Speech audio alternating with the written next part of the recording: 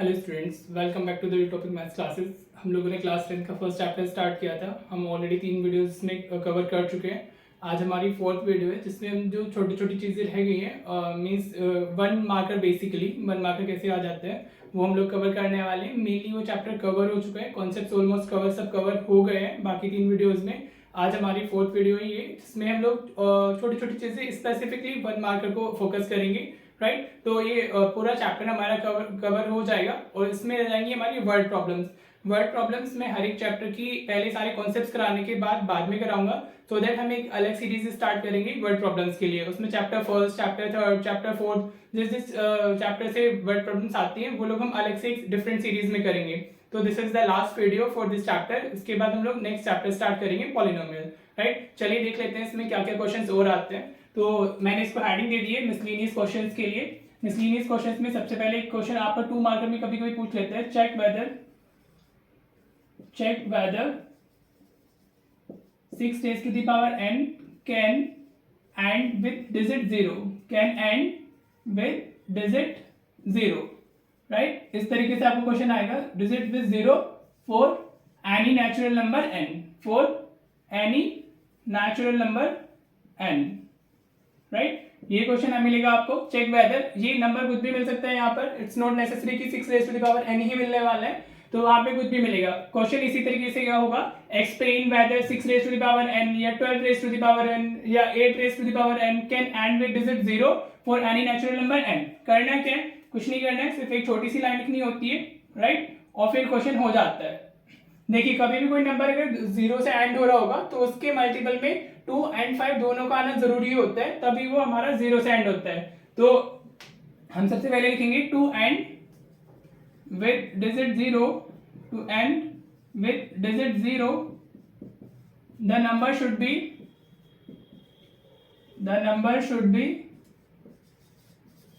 a multiple of 2 and 5, right. आपने इस तरीके से लिखना है कि to end with digit 0 the number should be a multiple of 2 and 5। अभी हमारा जो गिवन नंबर है that is what 6 raise to the power n। अब उसको चेक करते हैं कि उसमें 2 और 5 दोनों आ रहे हैं या नहीं आ रहे हैं, राइट। तो अगर हम 6 raise to the power n को देखते हैं तो 6 can be written as 2 into 3 raise to the power n। तो यहाँ पे n पावर शेयर हो जाएगी हमारी, 2 raise to the power n हो जाएगा और into 3 raise to the power n हो जाएगा। ये लॉ ऑफ एक्सपोनेंट है, अगेन फंडामेंटल्स, राइट। तो 6 raise to the power n क्या, अगर हम प्राइम फैक्टराइजेशन देखते हैं तो इसमें सिर्फ क्या आ रहा है, इसमें सिर्फ 2 आ रहा है और 3 आ रहा है, right. It has only 2 prime numbers 2 and 3, it does not have 5 as it's prime. तो ये क्या होगा हमारा 0 से एंड नहीं होगा, राइट। तो हम देख सकते हैं as 5 is not present in the prime factorization of 6,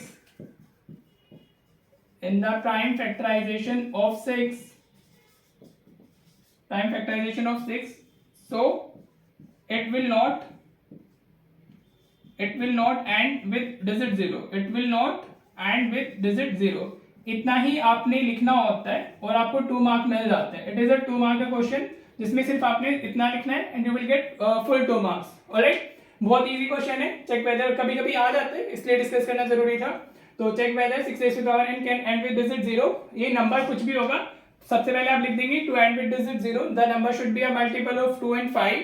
फिर आपका जो भी नंबर होगा उसका प्राइम फैक्टराइजेशन कर देना है, उसको एक प्राइम की फॉर्म्स में लिखना है, fundamental theorem of arithmetic, right. As अब फिर आपको देखना है कि वो प्रेजेंट है या नहीं है, 2 और 5 दोनों प्रेजेंट होने चाहिए, तभी जाकर के वो क्या बनते हैं, 0 बनता है, राइट। तो अभी इसके अंदर नहीं था, 5 is not present in the prime factorization of 6 raised to the power n, so it will not end with digit 0, right.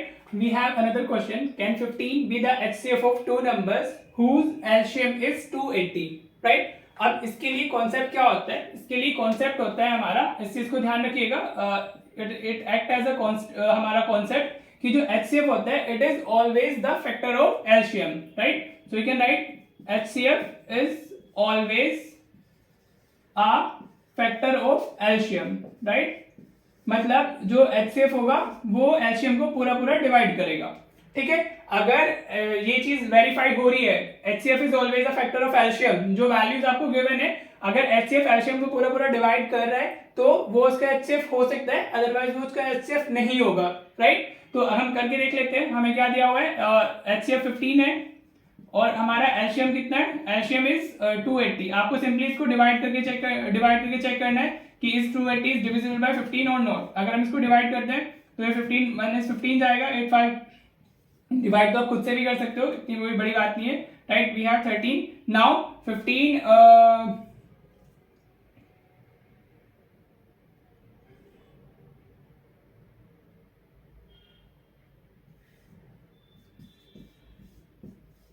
अगर हम इसको डिवाइड करते हैं तो हमें क्या मिलेगा, हमें मिलेगा reminder, right. Means this is not completely divisible, we are getting the reminder, right. तो we can say 15 can not be the HCF of two numbers, 15 can not be the HCF of two number, be the HCF of two numbers whose LCM is 280, right. अगर ये पूरा divide हो जाता तो वो उसका LCM हो जाता, ठीक है, सॉरी वो उसका एचसीएफ हो जाता, ठीक है। आपने क्या करना है, नॉर्मली सिंपली इसको डिवाइड करके देख लेना है। अगर आपको रिमाइंडर मिलता है तो वो उसका एचसीएफ नहीं होगा, और अगर वो कंप्लीटली डिविजिबल है तो हमारा क्या होगा, एचसीएफ हो जाएगा। फॉर एग्जाम्पल अगर मैं इसी नंबर को मैंने अभी 225 अगर मैंने ले लिया होता, ठीक है, I have to check can 15 be the HCF of two number whose LCM is 225। तो अगर हम 15 से इसको डिवाइड करेंगे तो हमें 15 मिल जाएगा, कंप्लीटली डिविजिबल, यस, तो it is possible, right. Clear हुआ? The concept is this, HCF is always a factor of LCM, right. Clear हो गया? बहुत इजी है, 1 मार्क का टाइप में ही आएगा, इससे ज्यादा को तो नहीं आने वाले। अभी इस पे एक क्वेश्चन और मैं आपको बता देता हूँ जो सेम कॉन्सेप्ट पर है, उसको कैसे पूछा जाता है, right. We have another question which is based on the same concept, HCF is always the factor of LCM.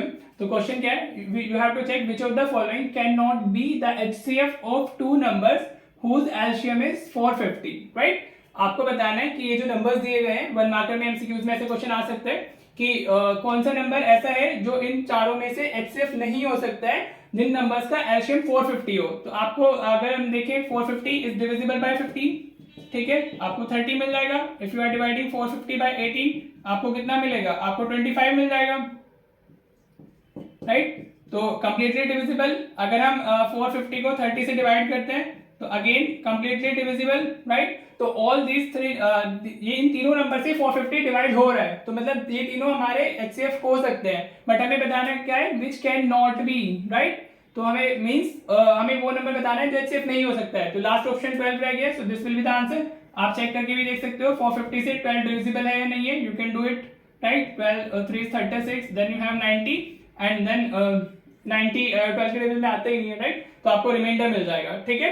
तो या this is the another question जो छोटे से कॉन्सेप्ट है, अगेन 1 मार्कर है, इससे ज्यादा कुछ नहीं है, राइट। ये दो छोटे छोटे अभी हमने 3 क्वेश्चंस डिस्कस किए, राइट। पहला वाला जो था वो हमारा 2 मार्कर में आता है, और ये जो बाकी दोनों क्वेश्चन है ये 1 मार्क में आ सकते हैं। तो आपको पता होना चाहिए, हम लोग सब कुछ कवर कर रहे हैं जो सीबीएसई पूछ सकता है इस एंगल से, तो आपको हर एक कॉन्सेप्ट के बारे में पता होना चाहिए, राइट। चलिए अब हम थोड़ा सा इरेशनल नंबर्स पे 1 मार्कर्स देख लेते हैं जो सीबीएसई ने पूछे हैं, राइट, कि वो किस तरीके से पूछे हुए हैं, ताकि आपको थोड़ा सा क्लैरिटी आ जाए कि 1 मार्कर कैसे आता है। बिकॉज अगेन 1 मार्कर भी काफी इंपॉर्टेंट होते हैं, आपको 21 मार्कर क्वेश्चन ही मिलने हैं एग्जाम में, तो अच्छी खासी वेटेज है, तो आपको क्लैरिटी होनी चाहिए हर एक चार्ट। तो बहुत ईजी है। अगर हम इसको देखते हैं, पी स्क्वायर कितना दिया हुआ है, 32/50, बोथ आर डिविजिबल बाय 2, तो इसको लोवेस्ट फॉर्म में कन्वर्ट करेंगे तो विल गेट 16/25, राइट। अभी पी स्क्वायर है तो हमें पी कितना मिल जाएगा, स्क्वायर उधर शिफ्ट होगा तो रूट में कन्वर्ट होगा, तो will get P S plus minus 4/5, right. अब हमें क्या मिलता है, पी एस प्लस माइनस 4/5, तो is it a whole number?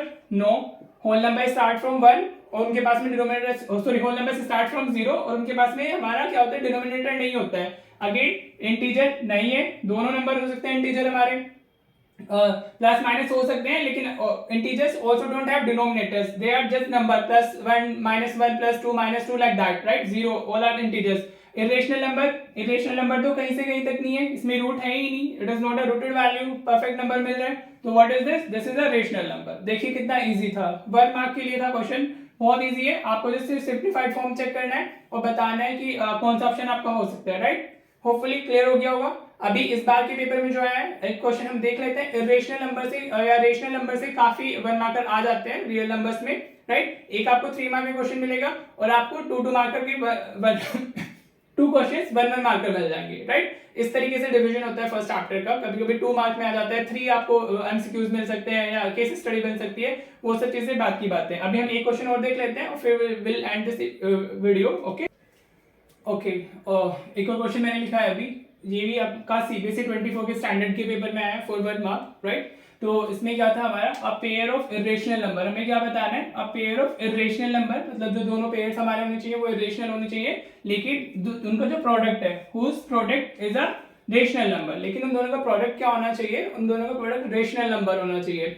देखो मेनली जितने भी वैल्यूज रूट के अंदर लिखी होती है वो हमारी क्या होती है, वो हमारी इरेशनल नंबर्स होते हैं, राइट। लेकिन वो परफेक्ट स्क्वायर नहीं होना चाहिए, राइट। अगर मैंने लिखा हुआ है √2 एक इरेशनल नंबर है, राइट, √3 एक इरेशनल नंबर है, right, but if I am saying √4, right, तो √4 is a perfect square number, तो √4 को हम 2 लिख सकते हैं, जो एक क्या बन जाते हैं, रेशनल नंबर बन जाते हैं। क्लियर। एक और होता है, अगर हमें रेशनल नंबर्स को मल्टीप्लाई करना होता है तो √a इंटू √b जो होता है that is equals to √a into b, right. Then we also have division, अगर हमें √a डिवाइडेड बाय √b करना है तो वो क्या होता है हमारा, √a/b हो जाता है, ठीक है, इस तरीके से होता है। और जो रूट्स होते हैं वो लाइक इरेशनल नंबर्स की बात करेंगे तो वही ऐड होते हैं। बाकी अगर मुझे ऐसे ऐड करना है √a प्लस √b तो मैं इनको ऐड करके कुछ नहीं लिख सकता हूँ, वो एज इट इज ही लिखा रहेगा, वो डिफरेंट हमारे इरेशनल नंबर्स ऐड नहीं होते हैं। फॉर एग्जाम्पल अगर मेरे को √2 प्लस √3 करना है तो मैं इसको ऐसे ही लिख सकता हूँ, इसको ऐड करके मैं 2√2 या 2√3 नहीं लिख सकता हूँ, because both are unlike irrational numbers, right. Again I am saying if you guys have any issue with the हमारा फंडामेंटल्स या बेसिक्स, ये चीजें बहुत लाइक 9 तक की बातें होती हैं, अगर आपको उसमें कोई प्रॉब्लम है तो प्लीज कमेंट कीजिएगा, सो दैट उसका एक सेपरेट प्लेलिस्ट बन सके जिसमें सारे के सारे हमारे बेसिक्स या फंडामेंटल्स कवर हो रखे हो। बिकॉज आई अंडरस्टैंड कंप्लीटली कि 10th क्लास में ये सारी चीजें जो होती हैं कभी कभी काफी मिसिंग होती हैं, बच्चे को नहीं आती है, और जब तक ये चीजें नहीं होंगी तो फिर 10th करना थोड़ा मुश्किल होगा। वैसे 10th इज वेरी इजी, बाकी फंडामेंटल्स अगर स्ट्रॉन्ग है तो बहुत ईजी है, अगर फंडामेंटल स्ट्रॉन्ग नहीं है तो बहुत मुश्किल है। चलिए क्वेश्चन पे आते हैं। अब फर्स्ट ऑप्शन क्लिक चेक करते हैं। फर्स्ट ऑप्शन में क्या उसने बोला हुआ है, जो हमें पेयर दिया हुआ है रेशनल नंबर्स का, वो इरेशनल एक्चुअल में है ही नहीं। What is this is 4 and what is this is 2, तो ऑप्शन ए नहीं हो सकता है, राइट। चलिए नेक्स्ट पे मूव करते हैं। अभी √5 √2 दोनों के दोनों हमारे क्या है, इरेशनल नंबर्स है, तो दिस इज फर्स्ट वाली कंडीशन तो एप्लीकेबल है, लेकिन हम इसको मल्टीप्लाई करेंगे तो हमें √10 मिल रहा है, राइट, विच इज अगेन दोनों के दोनों इरेशनल नंबर्स, मल्टीप्लाई कर रहे हैं तो हमें इरेशनल ही मिल रहा है, but what we want a rational number, तो ये भी हमारा क्या होगा, ऑप्शन नहीं होने वाला है, राइट। चलिए थर्ड पे चलते हैं। थर्ड की बात करें, √3 और √27 ये दोनों क्या है हमारे, बोथ आर इरेशनल नंबर, तो this can be the option. हाँ जी, फर्स्ट ऑफ ऑल जैसे फर्स्ट था ऑप्शन ए, वो तो ऑप्शन ही नहीं हो सकता है, वो दोनों के दोनों हमारे क्या हो गए, रेशनल हो गए हैं। बाकी हमें पेयर जो चाहिए वो इरेशनल नंबर्स के लिए चाहिए, ऑलराइट। तो अगर हम इन दोनों को मल्टीप्लाई करते हैं तो will get 81 which is the square of 9, right. तो √81 विल बी इक्वल्स टू 9, समझ आ रहा है, and this will be our answer, right. क्योंकि हमें जो चाहिए था, हमें एक चाहिए था पेयर ऑफ इरेशनल नंबर जिसका प्रोडक्ट होता है rational number.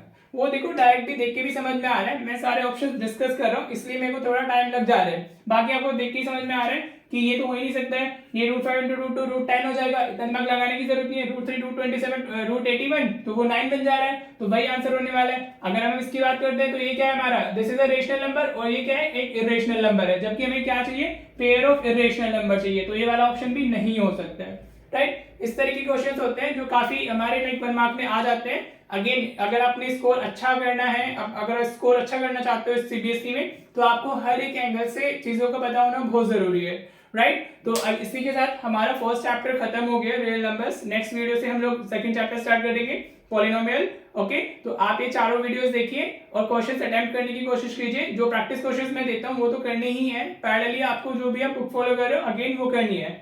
Maths is again all about the practice, practice practice practice, जितनी हो सके उतनी कर लीजिए, ठीक है।